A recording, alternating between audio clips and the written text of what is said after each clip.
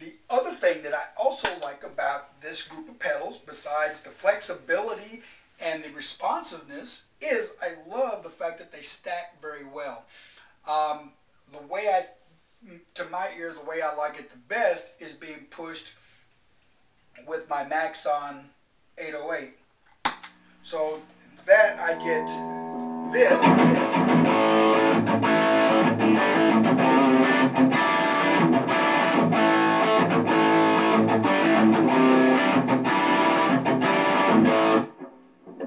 And I engage the Maxon.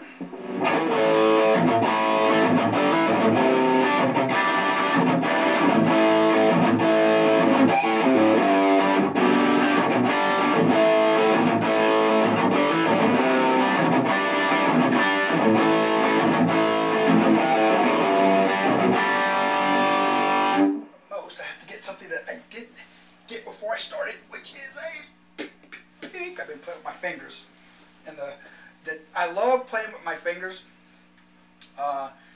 just because of the responsiveness you get. But what you do lose sometimes is the pick attack, which for the style of music I've been playing lately and the stuff I've been recording, having a really hard pick attack is not necessary, because I'm not doing the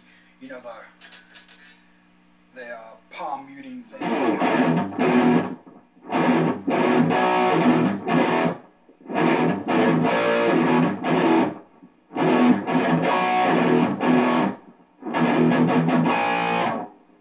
The same thing with that now.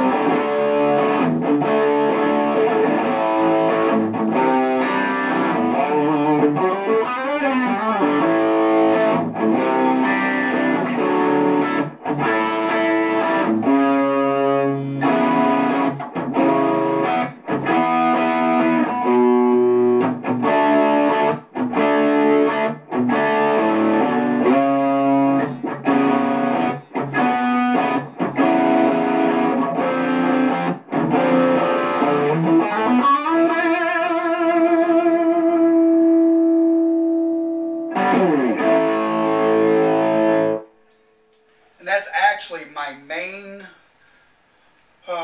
main distorted sound is actually the Wessex pedal pushed with the Maxon 808 on the front side.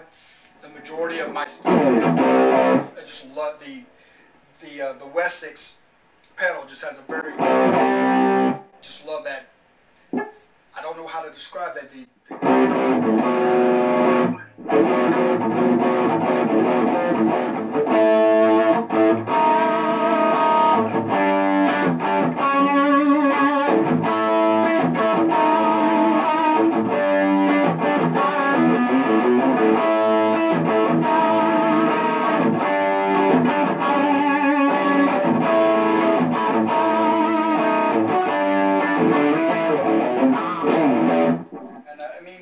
I could go on and on and on and on specking this thing out.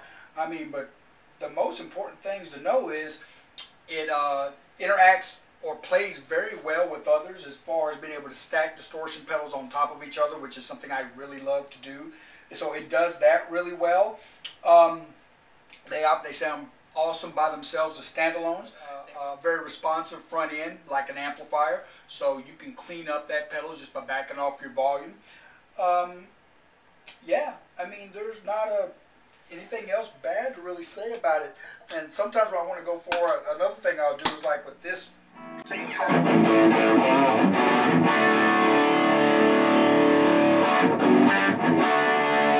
And sometimes I want that to sound a little bit more round. Maybe not necessarily with this guitar.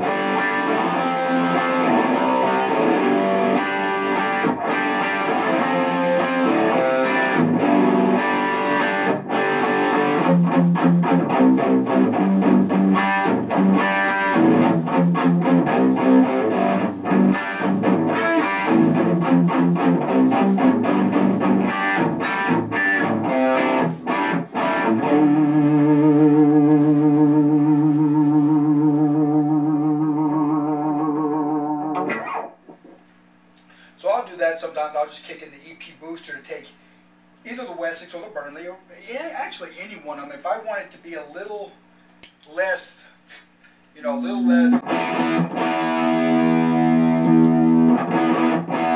I just want to kick it a little bit more low end. And typically that works a little bit better with something like my Telecaster where I'm running single coils, but sometimes I just want to do it with anything.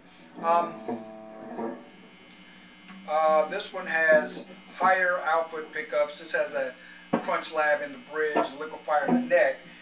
So it gives you a little bit more output.